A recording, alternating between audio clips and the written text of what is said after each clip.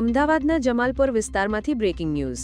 Hit and રનની એક ચોંકાવનારી ઘટના કેમેરામાં કેદ થઈ છે.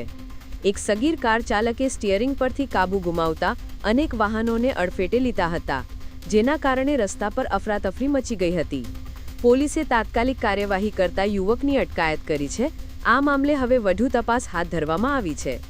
આ સમગ્ર ઘટનાના સીસીટીવી ફૂટેજ સામે આવ્યા છે.